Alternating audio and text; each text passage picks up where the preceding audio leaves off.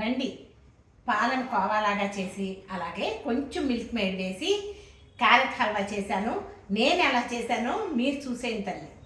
Carrot హల్వాకి 1/2 litre పాలు పోసి SIM మీద పెట్టి మరగబెడదాం. క్యారెట్ని తీద్దాం. ఇలా పెద్ద హోల్స్ ఉన్న వైపు నుంచి కోరేద్దాం. క్యారెట్ని తినేటప్పుడు టేస్ట్ కూడా బాగుంటుంది. మరీ సన్నగా ఉన్న వైపుని కోరితే అంతా ముద్దగా అయిపోతుంది. మనకి ఇది కొంచెం పంట కింద తగిలి టేస్టీగా అనిపిస్తుంది. చూడండి, మొత్తం అంతా ఇలా తురిమేయండి. క్యారెట్ తురుము వేయించడానికి కొంచెం నెయ్యి వేసుకోండి. తురుముకున్న క్యారెట్ని వేసేయండి. మీడియం ఫ్లేమ్ మీద పెట్టండి. నీరంతా ఎగిరిపోయి కమ్మటి వాసన వచ్చే వరకు వేయించుదాం. సన్నగా తరిగిన జీడిపప్పుని వేసేద్దాం. జీడిపప్పుని కొంచెం వేయించుదాం. దగ్గరికి వచ్చేసిన పాలు చూడండి, క్రీమ్ లాగా అయిపోయినాయి. వీటిని తీసి పక్కన పెట్టుకుందాము. 1/2 కిలో క్యారెట్కి 75 గ్రామ్స్ పంచదార వేయండి.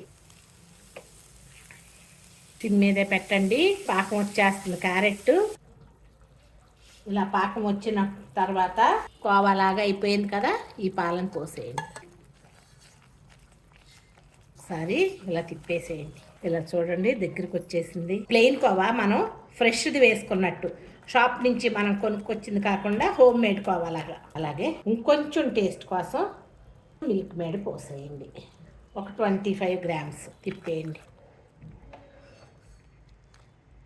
ఇలాచి వేయించి పెట్టుకున్న జీడిపప్పును కూడా వేసేయండి. పెద్దాము. 1 స్పూను నెయ్యి వేసుకొని స్టవ్ ఆఫ్ చేసుకుంటామే. మిల్క్ మేడ్ పాలకోవాతో క్యారెట్ హల్వా బౌల్లో వేసేసుకుందాము. క్యారెట్ హల్వా చల్లబడితే కనుక గట్టిగా అయిపోతుంది. అటువంటప్పుడు వీలైతే ఓవెను లేదంటే కుక్కర్లో పెట్టుకొని ఒకసారి అలా స్టీమ్ రానిచ్చి తింటే కనుక టేస్ట్ చాలా బాగుంటుంది. అలా ట్రై చేయండి. ఎలా ఉందమ్మా నేను చేసిన క్యారెట్ హల్వా? నచ్చిందా? ఒకసారి చేసుకొని మీరు చూడండి. Thank you.